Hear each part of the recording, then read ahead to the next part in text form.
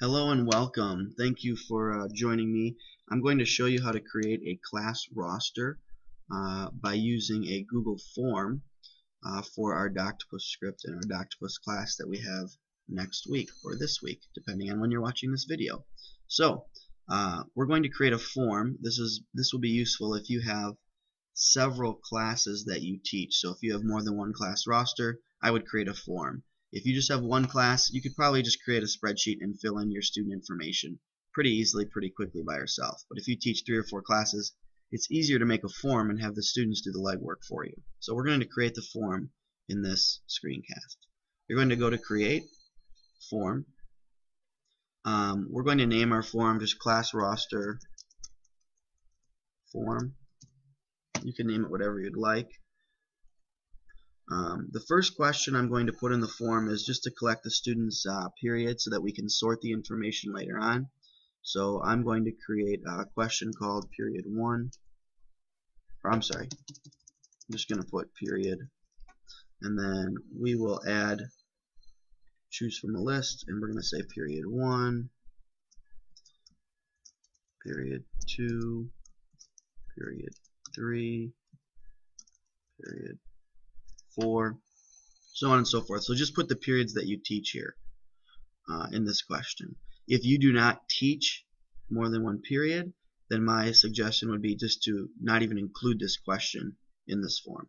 Make it a required question and say done. You're going to add another item underneath it. It's going to be a text question. If it doesn't show up with text right away, you can click on the question type box here and choose text. This one is going to include the student's first name. I'm going to keep it one word just because it's easier when we run the script from Doctopus later on, and say make it required and say done. I'm going to add another item. Again, if it doesn't say text here, change it to text. I'm going to say last name, make it a required question, and then the last column I'm going to include is going to be their email address. So I'm going to say add item. It's going to be email, again, one word. It's just the easiest for the script to run.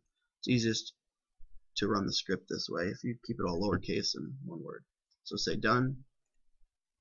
So we've created our simple form.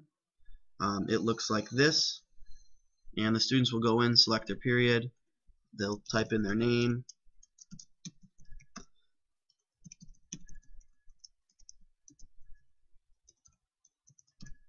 and they'll submit the form to you. This will collect the information for you, so you won't have to do any of the typing into the spreadsheet. They'll do that for you.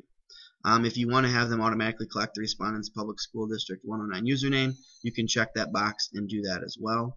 That will basically collect their email address. I can't remember if it includes the .org or not, so you could probably use that one as well to collect their email. So that's how you create the form. Now we need to choose a response destination so we can actually see that the response is in a spreadsheet. So we're going to do that now. So go up here to the top and say choose response destination.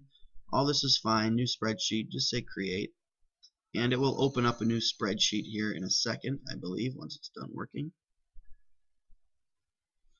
No, we'll have to go to it. So I'm going to go back to my drive, find where it says class roster form responses. That's just what I named my form.